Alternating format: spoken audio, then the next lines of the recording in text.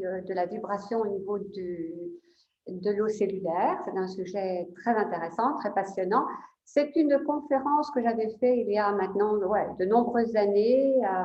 Alors, je ne sais pas si je l'avais faite à Montpellier, je sais que je l'ai déjà faite à Paris, mais apparemment, ça n'a pas dû marquer beaucoup les esprits. Donc, comme il y avait une demande un peu particulière à ce que je refasse des anciennes conférences, qui sont toujours d'actualité d'ailleurs, eh bien, j'avais proposé, suite à cette demande, de refaire de temps en temps, de façon très conviviale, un retour sur des conférences passées, en les mettant naturellement un peu au bout du jour et en apportant des informations supplémentaires. Donc, je pense que tout le monde dans l'Assemblée me connaît. Je ne vais pas me présenter. Tout le monde sait que je m'appelle Monique Schlucht. Il y a quelques personnes nouvelles quand même, donc je vais quand même un petit peu donner quelques informations. Nous sommes ici au centre Amena. Amena qui est donc le nom de la technique. Il y a quelqu'un à la porte. Donc la technique que j'ai créée, et puis à la fois, eh bien, j'enseigne, je donne des soins, et je travaille aussi avec la recherche scientifique, comme vous l'avez pu le voir si vous avez lu mon deuxième livre, et aussi comme on peut le voir ici, on le verra ici dans la soirée, en relation un petit peu à tout ce qui se passe entre le corps humain et naturellement la vibration, les énergies. Donc, on va, dans un premier temps, on va refaire quelques rappels. Il y a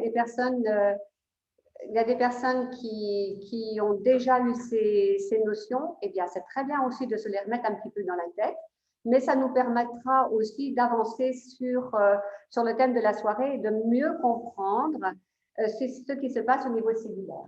Alors, on se souvient de quoi? On se souvient que la vie, c'est l'énergie plus le mouvement. C'est-à-dire qu'on ne peut pas vivre si on a seulement l'énergie ou si on a seulement le mouvement. Donc, la vie, c'est donc l'énergie plus le mouvement, parce qu'au début, tout au début, eh bien, nous étions une énergie. Alors, je ne vais pas, naturellement, tout au long de cette conférence, vous dire que j'ai raison partout, ça vous prenez uniquement ce qui fait sens pour vous, mais on comprendra bien quand même que tout au départ, avant d'arriver ici, nous étions quand même une énergie, que vous le vouliez ou non, on en était une quand même. Donc, nous étions une énergie, avant même que nous soyons créés, nous existions déjà. Hein? Ça, c'est une notion fondamentale. Hein? On n'arrive pas comme ça, poum, sur la Terre. On a déjà une création dans ce monde de l'autre côté, invisible, où tout est énergie. On se souvient aussi que la vie prend naissance à partir de deux mouvements. Tu vois bien ? Que la vie prend naissance à partir de deux mouvements. C'est-à-dire qu'on ne peut pas vivre si on n'a pas deux mouvements, j'allais dire, complémentaires. Alors, je suis sûre que dans la salle, ou Zoom de l'autre côté, si vous voulez prendre la parole, vous avez juste à ouvrir le micro et quand vous dites rien, de le fermer pour pas qu'on entende trop de bruit. Mais qui pourrait me dire un exemple de deux mouvements contraires qui sont nécessaires à la vie? Il y en a, alors là, j'en suis sûre. Contraction, dilatation. Mais par exemple, inspiration, expiration, le cœur, les muscles, contraction, dilatation. Et puis, le plus bel exemple aussi, c'est pour la naissance, hein, contraction, dilatation, etc. Donc, obligatoirement, la vie prend naissance à partir de deux mouvements inverses. Et on verra aussi, alors on ne le verra pas aujourd'hui, mais vous pouvez le voir dans d'autres circonstances, c'est exactement la même chose au niveau de l'univers. L'univers, dans naturellement un temps complètement différent, a ce mouvement de dilatation et de contraction. Une des bases essentielles, c'est que le mouvement primordial de l'univers est un mouvement tourbillonnaire en vortex, appelé aussi mouvement hélicoïdal. Ce n'est pas tellement le nom hélicoïdal qui va nous retenir, mais c'est de se le rappeler parce qu'on va voir au cours de la conférence que ce mouvement est important. Ce mouvement, il a celui d'une hélice. J'allais dire, oui, c'est comme une hélice. C'est-à-dire que si vous regardez un petit peu ce qui se passe dans la nature ou dans la vie de tous les jours, eh bien, si vous aviez observé, par exemple, l'eau qui coule d'un robinet, c'est tourbillonnaire. Si vous regardez quelqu'un qui fume une cigarette, ce n'est pas un très bon exemple pour fumer la cigarette, mais on va juste regarder la fumée, eh bien, on va voir que la fumée part en tourbillonnant. Si on regarde un orage ou un ouragan, c'est en tourbillon. Donc, le vent qui descend, c'est en tourbillon. Donc, tout ce qui va être en mouvement va avoir cette forme tourbillonnaire et cette forme, naturellement, d'hélice, quelque chose qui tourne. Et on va voir aussi qu'à l'intérieur de notre corps, pour qu'on puisse vivre de façon, j'allais dire, dans un équilibre, eh bien, il va falloir aussi que ce mouvement soit à la rencontre des énergies. Pour pouvoir parler de l'influence vibratoire au niveau cellulaire, eh bien, nous allons aborder déjà la cellule, puisqu'on parle de la cellule, puisque c'est vraiment là où on va regarder ce qui se passe au niveau énergie, l'eau, bien sûr, et puis cette énergie. Alors, la cellule. La cellule, c'est un cercle. Enfin, on l'imagine sous un cercle, mais naturellement, ce n'est pas tout plat. Hein. Vous savez bien que la cellule, elle a un volume, elle est ronde, etc. Heureusement d'ailleurs. Mais j'allais dire que le cercle, il est naturellement, c'est la première forme géométrie, au niveau de la géométrie sacrée. C'est-à-dire que tout part à partir du cercle. Si je vous demande quelle est l'autre forme de géométrie qui va aller directement après le cercle, vous allez me dire. Pardon? Le triangle. Et ensuite, le carré. Hein? On a le cercle, le triangle, le carré, qui s'inscrivent à l'intérieur du cercle. Donc là, on a notre cercle qui est donc à l'origine de la création. Et si on veut regarder de plus près cette cellule, on va voir qu'il y en a un double, parce que naturellement, cette cellule, eh bien, autour de cette cellule, il y a ce qu'on appelle une membrane plasmique, c'est-à-dire une double membrane comme une roue de vélo, et elle va jouer un rôle extrêmement important au niveau cellulaire. Cette cellule contient 70% d'eau de son volume, on l'appellera l'eau intracellulaire. Si on reprend un petit peu ce que Marc-Henri, qui est quelqu'un qui a beaucoup travaillé au niveau de l'eau, peut-être que vous connaissez, lui, il ira jusqu'à même dire qu'à l'intérieur de cette cellule, ça peut aller jusqu'à 90, voire 99% d'eau. Alors donc, dans ces théories, voilà, elles sont un peu particulières, mais en tous les cas, la cellule, c'est vraiment cet espace où il n'y a pratiquement que de l'eau. On n'oubliera non plus que toutes ces cellules, eh bien, elles sont entourées d'eau extracellulaire. Donc, on a de l'eau à l'intérieur de la cellule et ces cellules baignent dans un espace où il n'y a que de l'eau. D'accord? Ça veut dire qu'à l'intérieur de nous, avec toutes les cellules que l'on a, eh bien, on a des cellules, on a de l'eau dans les cellules et on en a partout pour que nos cellules puissent naturellement bouger et j'allais dire, se baigner quelque part, c'est un peu ça quand même. Donc, pour que l'on puisse vivre correctement et pour que la cellule puisse vivre, puisque la cellule, c'est un peu comme un être qui va eh bien, manger, se nettoyer, etc., il va y avoir des échanges entre, naturellement, la cellule dans l'eau intracellulaire et l'eau extracellulaire. Il va y avoir des échanges entre les deux, d'accord? Et ces échanges entre les deux, elles vont avoir lieu, vous avez vu tout à l'heure la membrane plasmique qu'il y avait autour de la cellule, eh bien, à l'intérieur de cette cellule, il y a des petits pores qu'on appelle des aquaporines, c'est-à-dire, vous voyez ici, là on a la membrane plasmique et on a ici, eh bien, les échanges qui se font entre l'extracellulaire, et si on imagine ici que c'est naturellement la cellule. Donc, pour qu'il puisse y avoir une vie entre les deux, eh bien, cette eau, elle va être échangée entre les deux. Ça va jusque-là? Mais curieusement,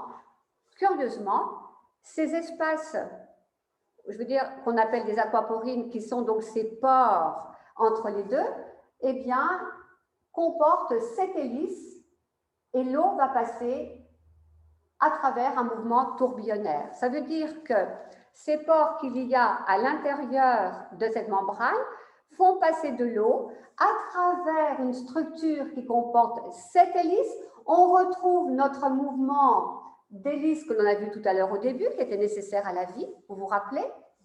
et puis avec un mouvement de contraction-dilatation, parce que ces aquaporines, ces pores, ont un espace de contraction-dilatation pour que l'eau puisse passer. Donc, on a encore à nouveau j'allais dire, cet aspect de contraction-dilatation nécessaire à la vie. Et vous voyez, il passe 3 milliards de molécules d'eau à la seconde, en sachant que c'est pour un pore seulement, hein, en sachant qu'il y en a eh bien, de nombreux pour chaque cellule, et puis avec toutes les cellules que l'on a dans notre corps. C'est seulement en 1992 que les aquaporines sont découvertes. Ce n'est pas vieux du tout, hein. Avant, on n'avait pas du tout cette connaissance de ces échanges entre on savait qu'il y avait des échanges, mais on n'avait pas la connaissance aussi pointue de ce qu'il se passait au niveau cellulaire. 3 milliards de molécules d'eau, moi, ça représente une quantité... Ah ben c'est une quantité phénoménale, bien sûr. Absolument, absolument. Mais on va le voir après, là, dans le mouvement qui se passe au niveau de la molécule d'eau. L'eau a vraiment cette capacité de mouvement, mais ça, on va le voir après. Mais c'est très impressionnant. Et les chiffres qui arrivent après le sont encore plus. Donc, le travail pour la cellule, vous l'aurez bien compris, c'est un travail incessant, continu, constant, à la recherche d'une perfection d'équilibre dans un travail sacré. Alors, je vais quand même reprendre cette notion de perfection d'équilibre parce que j'en parle souvent, soit dans mes livres, soit dans les conférences. En fait, le corps, lui, il cherche toujours à avoir cette perfection d'équilibre. Hein? On a naturellement une température. C'est quand même formidable, notre corps garde toujours la même température. Bon, alors, quand on n'est pas bien, le corps va monter en température, on va dire qu'on a de la fièvre, qu'on a de la température, mais notre corps va toujours essayer de ramener l'équilibre pour revenir à la température de base. Notre cœur, par exemple, bat toujours au même rythme. Il bat toujours au même rythme, parfois il va accélérer, mais toujours le corps va essayer de toujours ramener cette notion d'équilibre en sachant que notre équilibre primordial, celui qui nous a été donné au départ dans la vie, c'est sur celui-ci que notre corps va se calquer, c'est-à-dire qu'on va toujours essayer de revenir dans cette perfection d'équilibre qui nous a été donnée au départ dans notre vie. Vous voyez ?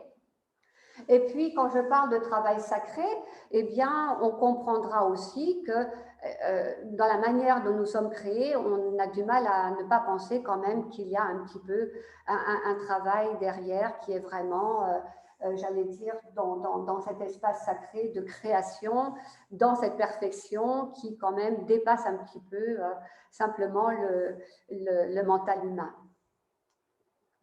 Alors, cette recherche de perfection d'équilibre et de géométrie sacrée pour la molécule d'eau, elle est vraiment très précise. Je veux dire, c'est pas, voilà, elle a un angle, elle a une création. Bon, elle peut aussi changer, bien évidemment, en fonction de comment elle est en forme ou pas. Mais en tous les cas, cette molécule est toujours en mouvement. La molécule d'eau est toujours en mouvement. Et en même temps, quand elle est en mouvement, elle va avoir un mouvement de rotation, c'est-à-dire qu'elle va tourner sur elle. En même temps qu'elle va tourner sur elle, elle va avoir un mouvement de translation. Et en même temps qu'elle fait ces deux-là, elle vibre. Vous imaginez quand même. Hein? Et en mouvement de contraction-dilatation, c'est-à-dire comme un ressort, on retrouve à nouveau dans notre molécule d'eau ce mouvement de contraction-dilatation, sans s'arrêter, avec 112 000 milliards de vibrations à la seconde. Vous imaginez? Vous ne pouvez pas imaginer. Eh bien, il faut quand même l'imaginer. Imaginez un peu parce qu'on a 60 000, j'allais dire même jusqu'à 100 000 milliards de cellules auxquelles on va ajouter toutes nos bactéries, parce qu'elles aussi, elles sont là et elles sont remplies d'eau, même si elles sont dans tout l'infiniment petit. Et donc, tout ce mouvement, alors naturellement, hein, quand vous voulez le matin, vous ne sentez pas que vous vibrez de partout avec toutes ces vibrations des molécules d'eau et de tout, mais en tous les cas, à l'intérieur de vous, vous vibrez parce que ces molécules d'eau, eh bien, elles sont là, elles vibrent, vous avez vu, dans ces vibrations à la seconde qui sont impressionnantes, mais qui sont nécessaires à la vie. Ça va jusque-là?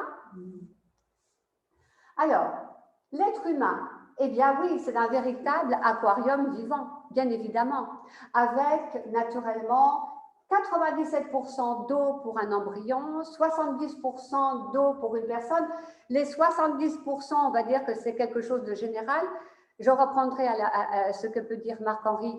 Lui, il va dire qu'on en a un pourcentage un peu plus important. Mais déjà, rien que là, c'est déjà quelque chose d'impressionnant dans la manière dont nous sommes créés avec cette eau que nous avons à l'intérieur de nous. Alors, et cette énergie, comment sommes-nous créés énergétiquement? C'est là que, pour ceux qui me suivent depuis un petit moment, on va refaire un petit peu un rappel, et puis pour d'autres, ce sera sans doute quelque chose de nouveau. Ça, vous la connaissez hein, depuis le temps, pour la plupart, sauf ceux qui sont nouveaux. C'est une image que vous connaissez, qui est même ici, voilà, qui vous montre un petit peu comment nous sommes créés énergétiquement, c'est-à-dire que nous avons une colonne vertébrale et nous avons un canal central d'énergie, c'est-à-dire de l'énergie qui rentre par la tête, qui ressort entre les jambes et qui va et qui vient et qui tourne dans tous les sens de façon quand même très harmonieuse et dans une géométrie sacrée. Nous avons aussi donc des chakras, vous voyez ici. Alors, je le répète, peut-être qu'il y en a qui vont me le dire, ce soir, on en a combien de chakras? Ceux qui ont appris leur leçon? Oh non, non, quand même pas, non, non, peut-être pas à ce point-là. Alors, on en a 7, voilà, on en a 7 principaux, mais on en a 88 000. Qu'est-ce que c'est qu'un chakra? Un chakra, regardez, si on prend cette veine énergétique ici, voilà, parce que comme on a des veines avec du sang, on a des veines avec des énergies, hein, bien évidemment. Tout ce que l'on a dans la matière, on l'a dans l'invisible. Je serais presque tentée de vous dire que tout ce qu'on a dans l'invisible, nous l'avons dans la matière. Dans ce sens-là, c'est déjà mieux. Alors, si on prend cette veine énergétique, voyez-vous ici, là, hop, là, il y a une petite fourche. Vous voyez? Eh bien, le point entre les deux petites fourches, c'est comme un robinet, c'est un mini-chakra, c'est un chakra.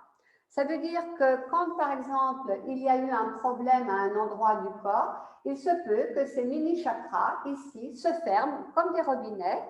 Et c'est pour ça que quand on va faire un travail énergétique ou qu'on va donner un soin énergétique, eh bien, ces chakras vont se rouvrir pour à nouveau eh bien, permettre à cette énergie de pouvoir aller eh bien, jusqu'au bout de ses veines et peut-être même ouvrir davantage sur le monde extérieur. Vous voyez? On a aussi ce qu'on appelle à l'intérieur de nous des corps subtils. Ces corps subtils, attention, dans beaucoup de livres, on les voit à l'extérieur. Les corps subtils sont à l'intérieur de nous, comme des poupées russes. Vous voyez? Le plus petit, alors, on a ici, en noir, on a notre corps physique. Ici, en rose, à l'extérieur, c'est notre corps éthérique. C'est-à-dire que c'est notre bouclier mortel. Lui, quand on va partir à la fin de notre vie, voilà, quand on va passer de l'autre côté, lui, il est mortel. Il meurt aussi. Hein? Mais par contre, tous les autres qui sont à l'intérieur de nous sont de corps vibratoires. Ça peut être corps émotionnel, corps astral, corps mental, corps causal, etc. Le plus petit, au milieu ici, étant ce qu'on appelle l'âme, le cœur sacré, le corps sacré, le cœur divin, la nature de l'esprit. Vous l'appelez comme vous voulez, ou votre jardin secret, vous pouvez l'appeler comme vous voulez. Mais on va se souvenir aussi que tous ces corps qui sont à l'intérieur de nous vibrent et vont donc avoir une répercussion vibratoire autour de nous, et que cette répercussion vibratoire autour de nous, eh bien, c'est ce qu'on appelle l'aura. Hein? Ça veut dire que si on reprend ici, la vibration de ces corps vont donner ce qu'on appelle l'aura. Ça, c'est très important. Pour arriver finalement à notre structure énergétique, c'est-à-dire que ce que vous voyez ici, alors c'est schématique, hein, vous voyez dans un ovale, bon, ça ne se limite pas à un ovale, hein, mais c'est pour vous montrer que finalement, notre structure énergétique, ça englobe à la fois notre être physique dans la matière, à la fois tout ce qui nous appartient au niveau énergétique, les chakras, les veines énergétiques, etc., et puis naturellement toute l'énergie qui est véhiculée à travers. Donc notre structure énergétique, ce que l'on appelle la structure énergétique, c'est vraiment tout ce qui nous appartient à nous en tant que matière et en tant qu'être, la partie énergétique. Ça va? Alors, ce qui est important à travers ça de comprendre, parce que pour pouvoir aller jusqu'à la vibration au niveau cellulaire, il va falloir que l'on comprenne ça. C'est-à-dire que quand il y a une énergie qui arrive, regardez bien, ou une personne qui parle, ou de la musique, ou une pensée. J'ai même dessiné ici une aiguille d'acupuncteur. Je vous expliquerai après pourquoi. Ce qu'il faut comprendre, c'est que toutes ces énergies qui arrivent, que ce soit de la parole, que ce soit de la musique, que ce soit une pensée, la première information qui va être donnée, elle va être donnée dans notre structure énergétique. C'est-à-dire qu'on va avoir l'information en premier à l'intérieur de nous de façon énergétique. Et si je prends la pensée, parce que là, je crois que c'est très important de le signaler, le fait d'émettre une pensée, à partir du moment où la pensée est envoyée, si elle va toucher la structure énergétique de cette personne, elle va aller directement à l'intérieur de cette personne. C'est-à-dire que la personne, au moment où vous émettez la pensée, elle l'a reçue. Vous comprenez? C'est la même personne. Non, non, non. Là on a, voilà, ce monsieur Dupont ici, voilà, il émet une pensée pour cette personne-là. Voilà. Par exemple, je ne sais pas, admettons que ce monsieur, voilà, cette personne-là soit un membre de sa famille, son oncle, par exemple. Il émet une pensée pour son oncle qui est ici. Au moment où il va émettre cette pensée, la pensée qui est une énergie va déjà en premier toucher la partie énergétique de la personne. Au moment où il pense, l'autre personne l'aura reçu. Ça vous est déjà arrivé, par exemple, de dire « Tiens, je vais téléphoner à, par exemple, ma mère. » Et au moment où vous pensez ça, eh bien, votre mère vous appelle. Voilà. Mais ce que je voudrais insister surtout, c'est que quand on a des bonnes pensées, ça va très bien. Mais si c'est une pensée négative, une pensée de colère, une pensée de haine, là, c'est plus la même chose. Hein? Donc, on fait toujours très attention. Parce que, regardez, une énergie qui vient de l'univers, qui vient de la source. Quand on regarde ce que je vous ai dit ici, c'est-à-dire que tout ce qui va toucher la structure énergétique va impacter la personne dans sa partie la plus profonde. Automatiquement, si on a une énergie qui arrive de l'univers, quelle qu'elle soit, elle va toucher en premier, énergétiquement, la partie la plus subtile de la personne, c'est-à-dire au niveau de son cœur sacré, au niveau de son âme, au niveau de tous ces corps qui sont à l'intérieur, de manière à, alors je parlais, oui, parce que je n'ai pas mis cette énergie qui porte la conscience universelle et la connaissance universelle, à, si vous voulez, informer la personne déjà à l'intérieur. C'est pour ça que parfois vous pouvez ressentir des choses avant même que ça passe dans votre mental. Vous me suivez là? Hein? Donc, ce qui est important de comprendre, c'est que quand cette énergie arrive, elle va impacter la personne dans sa partie la plus profonde énergétiquement pour ensuite se diffuser et aller naturellement dans la matière et ensuite seulement dans le mental de la personne. Donc, la moindre... Est-ce que ça va jusque-là? Oui?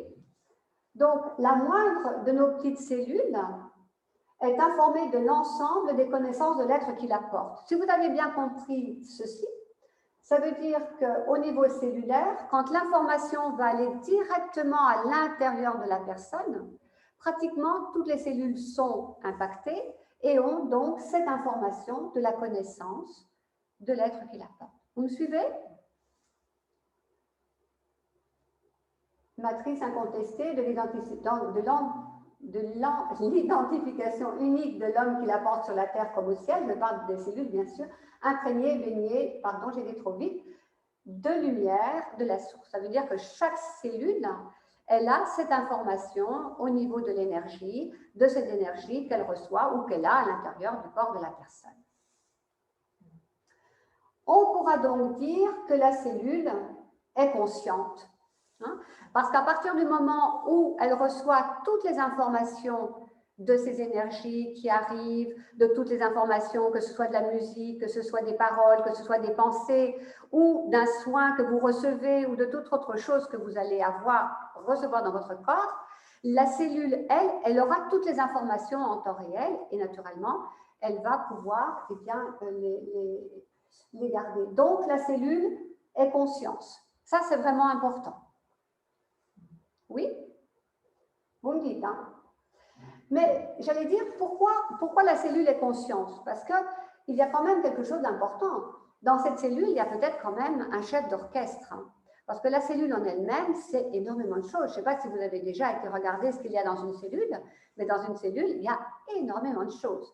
Même s'il y a 70% d'eau, voire plus, il y a quand même plein d'autres choses. Et pourtant, à l'intérieur de cette cellule, qu'est-ce qu'il y a d'important? Allez.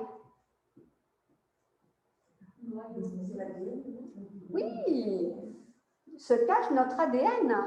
Eh bien, évidemment, c'est très important cet ADN. Cet ADN, c'est le point de départ de toutes les vibrations, puisque dans cet ADN, il va y avoir naturellement, la vibration va partir à partir de nos atomes qui sont toujours en mouvement. Ça, c'est une représentation d'une personne en Inde, il y a très très longtemps, au début du XXe siècle, qui avait reproduit la forme de l'atome sous forme vibratoire. Je trouvais que c'était vraiment ce dessin très très joli. Et donc l'atome, lui, il bouge tout le temps. Il bouge tout le temps, il bouge tout le temps, il bouge tout le temps, tout le temps, tout le temps, tout le temps. Pourquoi quand on a une anesthésie, quand les personnes qui prennent de la drogue ou quand il y a des chimiothérapies, pourquoi eh bien, on est tout mou et tout s'arrête bien, et puis qu'on se sent un peu différent? Ben parce que justement, la vibration, il n'y a plus.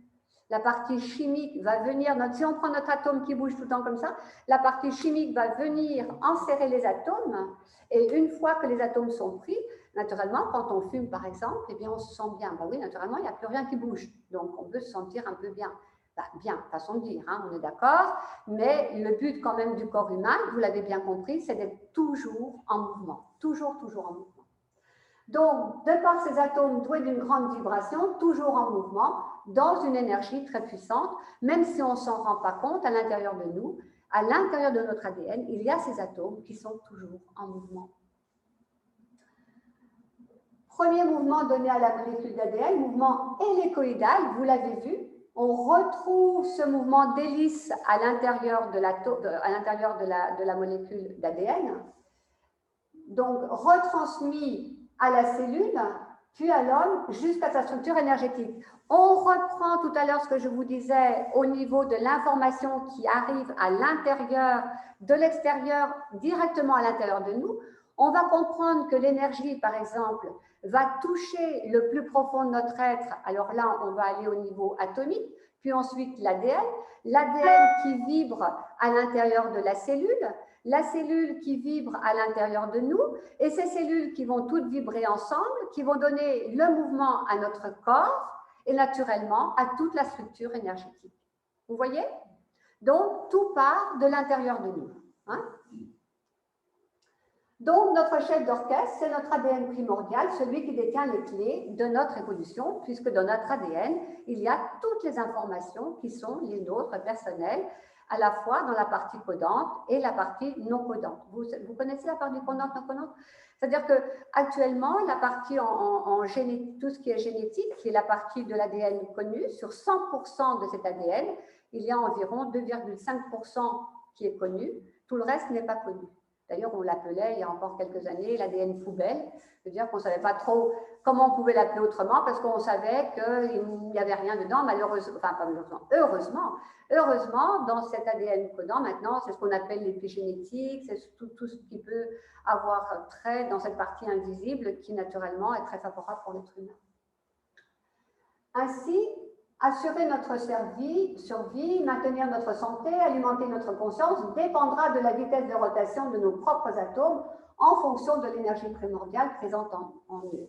Ça veut dire que vous ne le faites pas de façon consciente, hein, vous n'allez pas dire tiens, aujourd'hui je vais activer mes atomes, mais cette vibration atomique à l'intérieur de nous est quand même primordiale pour que nous soyons en bonne santé. Et ça, on n'a pas toujours la connaissance non plus pour pouvoir bien vivre. Car vous l'aurez bien compris, c'est cette vibration primordiale donnée à l'atome que le mouvement primordial de notre structure énergétique va dépendre, et surtout de la puissance de l'énergie reçue. C'est-à-dire qu'en fonction de l'énergie que l'on reçoit, en fonction de notre possibilité, de notre potentiel, eh bien, en fonction de cette énergie, nous allons vibrer d'une façon différente. Ici, nous ne vibrons pas tous de la même manière, par exemple. Donc, pour cette partie-là, jusque-là, ça va bien? Oui? Alors, on fera une partie de questions et réponses à la fin, ça sera peut-être plus facile. Alors, on a vu la cellule, on a vu le mouvement, on a vu la vibration. Alors, on va naturellement arriver à un neutron, qui est une grande présence dans le corps physique, on l'a vu, puisqu'elle est partout, que j'appellerai naturellement la maîtresse des lieux, puisque c'est quand même elle qui régit pratiquement notre corps tout le long et qui va donc avoir un impact extrêmement important. Donc, pourquoi? Je pose la question. Pourquoi c'est la maîtresse des lieux? Bon, je vois que je dois continuer toute seule.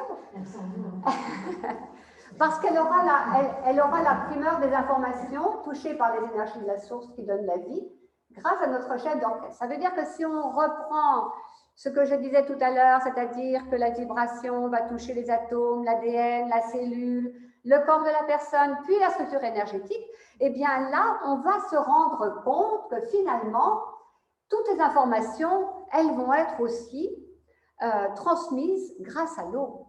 Parce que par voie de résonance, les vibrations informeront l'eau des cellules, puis l'eau extracellulaire.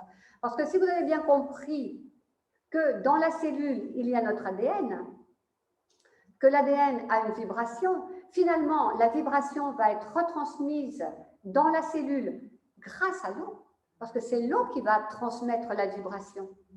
Mais comme on a vu aussi qu'il y avait des échanges entre la cellule, l'eau intracellulaire et l'eau extracellulaire, eh bien, on va aussi avoir cet échange de vibration, on va avoir cette information qui va aussi passer de l'intérieur de la cellule à l'extérieur, donc de l'eau intracellulaire à l'eau extracellulaire. Et donc, les vibrations informeront, donc, les vibrations, donc, oui, vont informer naturellement toute l'eau dans notre corps, dans son entier. Et comme dans le monde invisible, il n'y a pas d'espace et de temps, toutes les cellules seront donc informées en même temps et au même moment.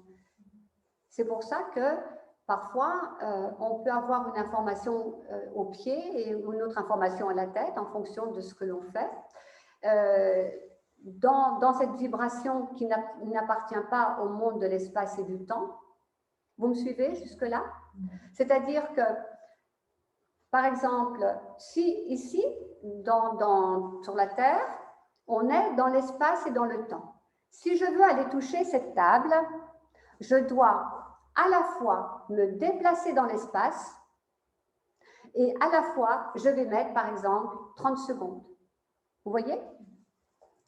Au niveau de la pensée, au niveau vibratoire, au niveau de l'énergie, ça n'appartient pas à ce même monde d'espace et de temps. C'est-à-dire, dans le monde invisible, celui qu'on ne voit pas, il n'y a pas d'espace, il n'y a pas de temps. Ça veut dire que tout se fait en simultané. Donc, quand l'eau à cette vibration est informée, les vibrations vont informer l'eau, et à partir du moment où il va y avoir cette information dans l'eau, quel que soit l'endroit où sont les cellules, toutes les cellules seront informées en même temps. Vous voyez? Bon, de toute façon, vous prendrez le temps de l'imprégner petit à petit, mais on pourra y revenir à la fin et poser les questions si vous le voulez. Ainsi, on comprendra avec plus de facilité que le mouvement de la structure énergétique de l'être humain est la reproduction du mouvement vibratoire de son ADN retransmis par l'eau. C'est ce que je viens de vous expliquer. Ça veut dire qu'on va donc avoir une vibration qui arrive, une énergie qui arrive, qui va donner l'information à l'ADN, l'ADN qui le retransmet grâce à l'eau dans la cellule intracellulaire, extracellulaire, dans le corps, dans toutes les cellules, dans le corps de la personne, et automatiquement dans la vibration. Parce que tout à l'heure, si vous vous souvenez, dans cette structure énergétique où il y a l'aura, vous vous rappelez de l'aura, tout est vibratoire. Là, tout autour de moi, là, ça vibre, ça bouge, tout bouge. Vous voyez? Donc, l'information que l'on a, ce mouvement que l'on a nous-mêmes dans notre structure énergétique, c'est un mouvement qui est déjà inscrit au plus profond de nos cellules. Alors, que peut-on dire de l'eau?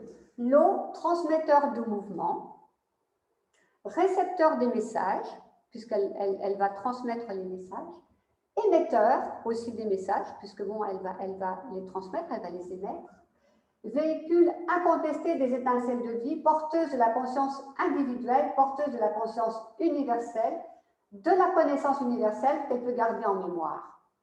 Ça veut dire que quand il y a une énergie qui arrive, quelle qu'elle soit, suivant la conscience de cette énergie, suivant de l'information de cette énergie, eh bien, l'eau va pouvoir avoir cette connaissance. C'est-à-dire que si on a une énergie qui arrive de la source a cette conscience par exemple universelle, avec tout son potentiel, mais naturellement en fonction, alors je crois que je le dis là, alors je ne le dis pas tout de suite, je le dirai après, mais je vais le dire maintenant parce que de toute façon ça me vient à l'esprit, ça va dépendre aussi naturellement de la conscience de chacun. Donc je leur dirai après, c'est pas grave, mais en fonction de chacun d'entre nous, les informations, peut-être qu'elles arrivent de la même façon chez chacun d'entre nous, mais en fonction de nos capacités à recevoir les informations, en fonction de notre conscience, de notre travail que nous avons fait dans notre vie, eh bien, nous aurons des messages ou nous aurons des informations plus ou moins fortes, ou plus ou moins ouvertes, ou plus ou moins conscientes par rapport à ce que nous recevons. Donc, l'eau est messagère, mue par une énergie d'amour et de lumière indissociable. Bon, j'allais dire, on est revenu très souvent cette notion d'amour et de lumière. L'amour et la lumière, je vais le dire assez rapidement parce que ce n'est pas le but de la conférence de ce soir, mais bon, pour certains, il y en a qui ont déjà cette connaissance. On va dire qu'on ne peut pas dissocier l'amour de la lumière parce que l'amour, c'est la partie visible de la lumière. C'est-à-dire que sur la Terre, ce qui va se voir dans la lumière, quand je parle de lumière, c'est cette énergie que l'on reçoit. Vous l'appelez comme vous voulez, peu importe. Ça peut être l'énergie suprême, ça peut être tout ce que vous voulez. Mais là, on se parle, on ne va pas dire, tiens, je vois la lumière. Ben, si, vous pouvez la voir, bien sûr. Si vous voulez la voir, c'est très bien. Mais on va la recevoir plutôt sous forme d'amour. Mais ce n'est qu'une seule partie de la lumière. Hein, on est d'accord. C'est la partie visible de la lumière. Parce que la lumière, c'est encore bien plus grand et bien plus vaste que ça. Il est incontestable que la base de l'ensemble de ce mouvement sera donnée par l'élévation de la fréquence de l'eau, apportant ainsi la puissance et la beauté de la retransmission de la lumière en elle. C'est un peu ce que je venais de vous dire tout de suite. Ça veut dire que plus vous allez avoir une capacité à recevoir une énergie, plus vibratoirement vous allez être élevé, plus vous allez faire un travail, plus naturellement cette vibration et cette fréquence sera différente et vous permettra de recevoir des informations ou être en meilleure santé ou pouvoir ouvrir sur des espaces beaucoup plus grands et beaucoup plus vastes que ceux que vous connaissez. Eh bien, l'eau est aussi lumière. Alors, elle est messagère, elle est maîtresse des lieux et en plus, elle est lumière. Elle est lumière, bien sûr, puisque naturellement, c'est elle qui véhicule la lumière. Donc, elle est lumière. Alors, il me semble un peu évident, suite à sa réflexion, d'approfondir un peu les informations au niveau de l'ADN et au niveau de la membrane plasmique. Alors, au niveau de l'ADN, plus l'énergie, alors quand je parle plus l'énergie, c'est cette énergie que l'on reçoit, cette énergie qui nous régit, cette énergie qu'on va avoir cette capacité d'avoir en fonction de nos travaux, de notre évolution. Hein. Plus l'énergie est puissante et élevée, plus la vibration augmente. Jusque-là, ça va. Oui? Faites-moi oui. Très bien. Plus les vibrations augmentent. Plus la vibration augmente, plus l'information est présente et révélée. D'accord? Jusque-là, ça va bien. Et naturellement, plus cette information est présente et révélée, plus on ira vers une fréquence d'équilibre. C'est ce que l'être humain cherche à faire. C'est toujours trouver cet équilibre. Pour qu'il trouve cet équilibre, il faut qu'il évolue. Pour qu'il évolue, il faut qu'il aille chercher cette énergie. Il faut qu'il travaille. On n'est pas là pour se reposer, on est là pour travailler.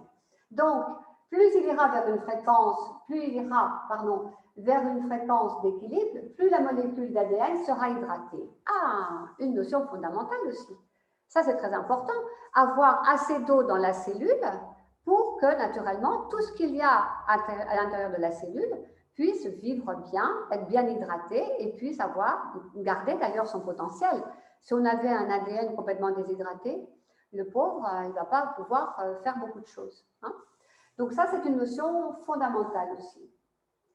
Plus elle sera hydratée et imprégnée de lumière, plus elle sera performante, plus elle réalisera sa mission primordiale, ouvrant les codes de sa partie non codante. Ça veut dire quoi ça?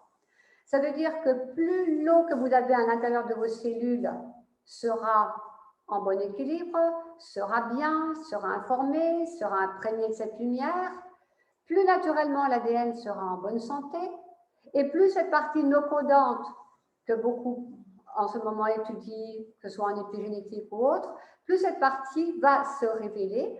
Et c'est tous ces états, naturellement, de se sentir bien, d'ouvrir sur un autre monde, d'avoir cette connaissance, etc., qui va être apporté naturellement à l'être humain et donc permettre, on n'oublie pas, hein, cette partie non codante, elle est de pratiquement 96,5-97% de notre potentiel qui pour l'instant n'est pas reconnu. La recherche n'a pas ouvert et n'a pas trouvé vraiment comment elle était, de quoi elle était composée.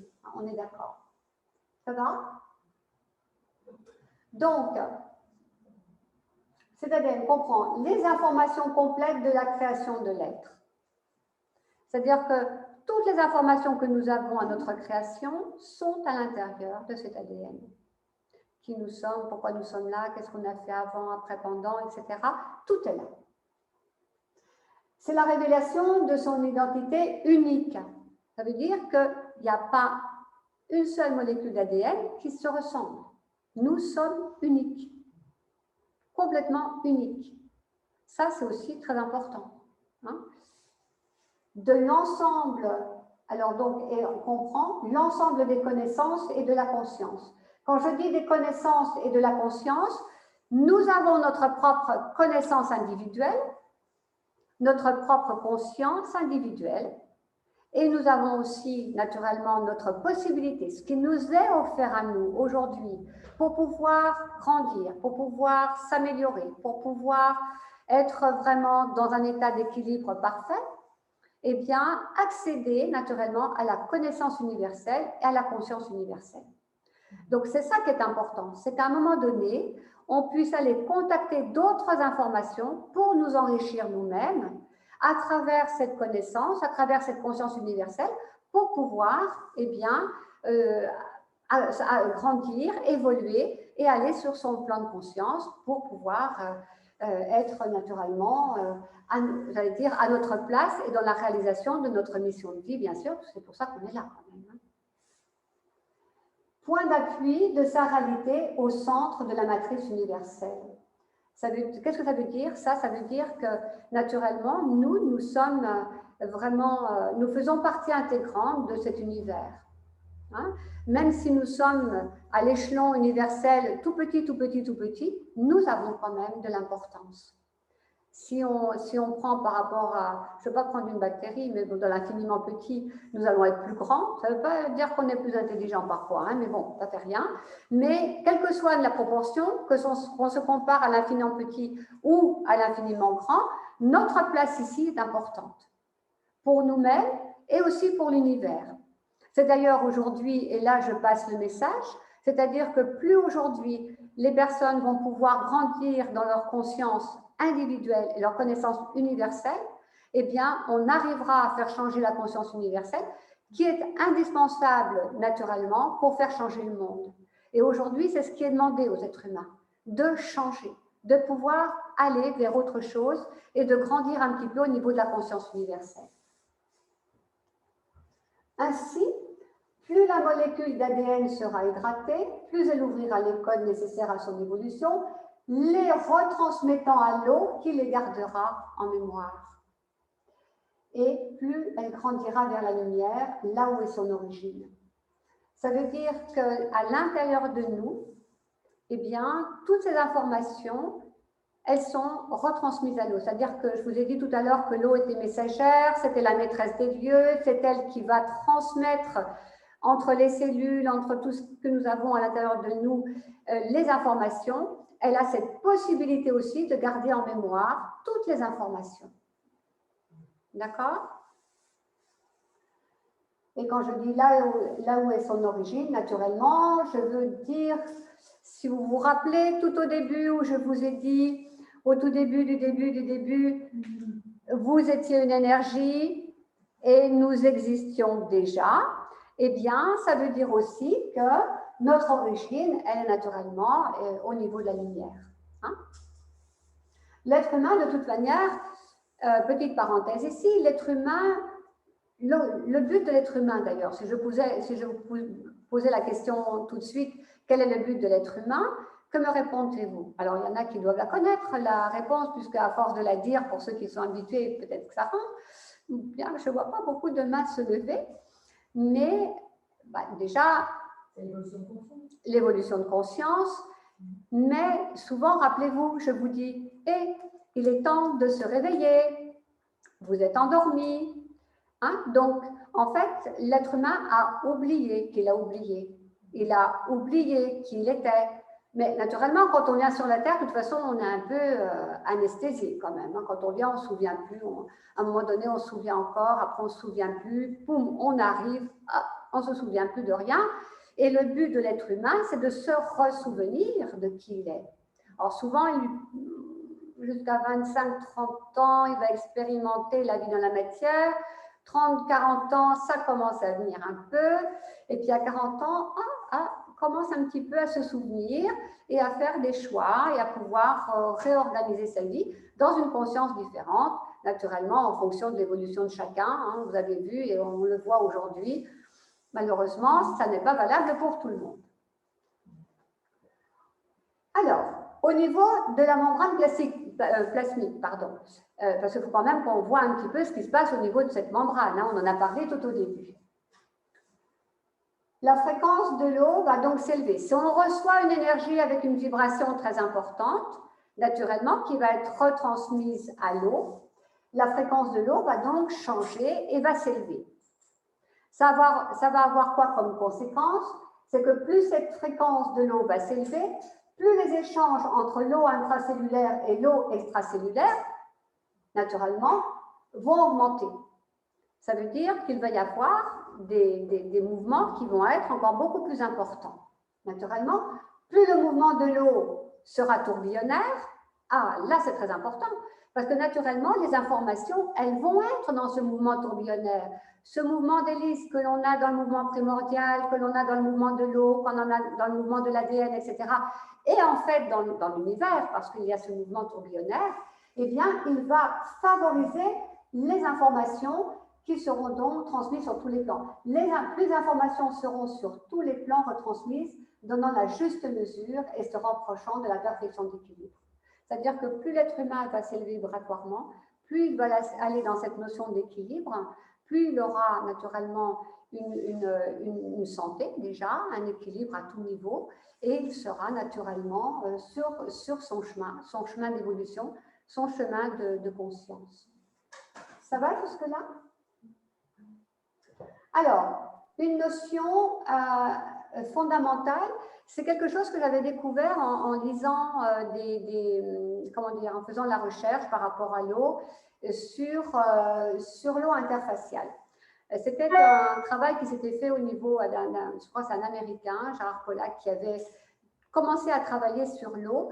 Et c'est une découverte qui avait été faite, d'ailleurs, comme toutes les recherches, bien sûr.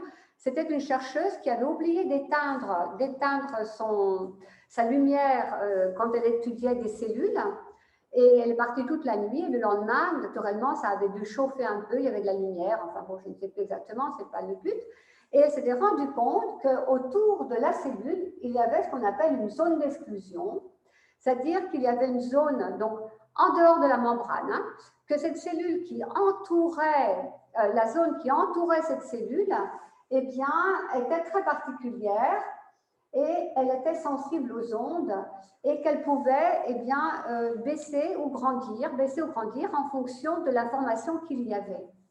Et en fait, cette zone d'exclusion, donc avec une autre et particulière, qui est beaucoup plus informée, qui a un grand potentiel, eh bien, c'est une grande gardienne de la lumière et une grande gardienne de la mémoire. Ça veut dire que tout ce qu'il y a autour de cette cellule, c'est comme s'il y a un sas entre la cellule et l'eau extracellulaire. Si on veut le dire ainsi, attention, hein, on est dans des proportions naturellement infiniment petites, eh bien, toutes les informations vont être là. Elles vont être là, autant dans la lumière que dans la mémoire. Et cette eau interfaciale, elle est vraiment très importante. Elle n'est pas découverte il y a si longtemps que ça. Hein, ça fait partie de quelque chose de très récent. Et donc, elle va garder. Alors, ce que je veux dire, certains d'entre vous vont pouvoir le reconnaître à travers les soins que vous avez pu faire des fois, c'est que plus l'énergie augmente, plus la vibration augmente, plus cette zone va aller en expansion, donner à l'homme cette notion d'être rempli, d'être nourri. Vous savez, des fois, après des soins, on se sent complètement rempli, comme si on était, voilà, comme si on était, souvent des gens me disent, ah, j'ai l'impression que j'ai des grands pieds, ou j'ai l'impression que j'ai grandi, etc. Eh bien, il va y avoir une expansion au niveau cellulaire, dans cette zone d'exclusion déjà, et puis même au niveau cellulaire d'ailleurs, et on va avoir cette notion d'être rempli ou cette notion d'être nourri. Je pense que ça doit parler à certains d'ailleurs. Hein? Plus l'être humain s'élèvera à des niveaux de conscience supérieurs, plus l'énergie sera puissante. Bon, j'allais dire, les personnes qui sont sur un chemin initiatique ou qui ont déjà travaillé au niveau vibratoire ou qui sont dans un cheminement quelconque peuvent s'apercevoir que naturellement, plus on va grandir au niveau de sa conscience, plus l'énergie sera puissante, plus la vibration de l'eau sera élevée, plus la cellule sera consciente. On suit là, hein, c'est-à-dire que cette vibration va permettre naturellement une vibration différente à l'eau que nous portons, puisqu'on a vu qu'elle était messagère, puisqu'elle garde en mémoire, etc. Vous avez vu, maintenant on a un bon package avec tout ça. Hein. Eh bien, plus la cellule sera consciente et plus l'être humain augmentera ses capacités à se reconnecter avec lui-même dans son espace sacré, avec son âme. Ça veut dire que quand on a cette énergie au niveau de la source, quand on a vraiment tout de placé vibratoirement dans sa conscience, etc., eh bien, l'information, elle est vraiment redirigée à l'intérieur de soi, dans cette partie sacrée, à l'intérieur de nous, où vraiment il y a bien tout notre potentiel, mais cette reconnexion avec notre être profond, là où nous avons besoin. N'oublions pas non plus que c'est dans cette reconnexion avec nous-mêmes que nous avons la guérison. Hein, puisque la guérison, quelle qu'elle soit, c'est la reconnexion de l'être dans la matière avec son âme ou sa partie sacrée, vous l'appelez comme vous voulez, peu importe, et la lumière. Et vu que nous avons à l'intérieur de nous cette eau, cette information, ce travail au niveau de la conscience, eh bien tout ceci va être favorable pour reconnecter la personne à l'intérieur d'elle-même et naturellement pour l'emmener vers sa propre guérison. Hein. Le miracle, naturellement, je vous le dis souvent, hein, les miracles ils peuvent se faire à Lourdes, ils peuvent se faire partout, mais le miracle, il est simplement dans la reconnexion de l'être avec lui-même. Si tout est aligné, si à un moment donné, que ce soit à travers un soin, que ce soit à travers des prières, etc., si tout est aligné, si tout est connecté, le miracle il est au rendez-vous. Que ce soit dans votre chambre, que ce soit dans une rue, que ce soit à Lourdes, que ce soit ailleurs. On est d'accord ? L'eau est ainsi le lien sacré entre l'énergie et la matière, le visible et l'invisible, premier allié dans ce travail d'élévation, dans son rôle primaire, primitif et primordial. Ça veut dire que si vous voulez, on a vraiment... Bon, déjà, j'ai oublié de le dire, mais nous sommes faits naturellement de l'équivalent de l'eau de mer, hein, puisque nous sommes quand même à l'origine quand même très proche de cette eau de mer et qui nous forme, comme naturellement notre origine, elle est. Alors là, je ne dis pas que j'ai raison, je ne vais pas bousculer les consciences, mais on est quand même à l'origine très proche de ces petites amies, les bactéries, qui sont quand même arrivées à travers l'eau. Et nous avons donc un travail qui se fait à travers donc ce qui est primaire, primitif, primordial. Ça veut dire que tout ce que nous avons à l'intérieur de nous, qui fait partie de notre conscience, mais que nous avons déjà en mémoire depuis les millièmes de seconde de notre création, puisque naturellement, nous sommes informés dès le départ. Hein. Et si vous voulez, le but aussi, à travers ça, c'est que petit à petit, l'être humain revienne à son état primordial pour retrouver eh bien, ce qu'il avait au départ, au niveau de sa création, là où il y avait déjà l'équilibre. Vous suivez? Ah, ça j'aime bien cette partie-là. Avant de terminer, nous allons quand même voir que l'être humain est un être cristallin. Cette conférence, je l'avais fait au moment où j'avais sorti mon premier livre, où j'expliquais un petit peu comment nous étions créés. Et j'avais travaillé à un moment donné beaucoup au niveau des cristaux. Bon, voilà, certains le savent, moi je suis quand même un peu passionnée par les cristaux.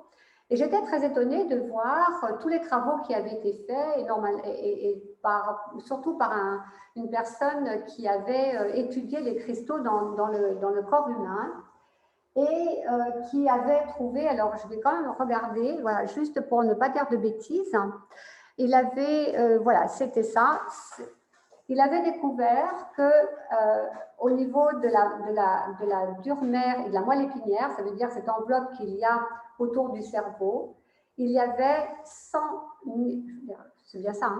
millions de cristaux de magnétite par gramme.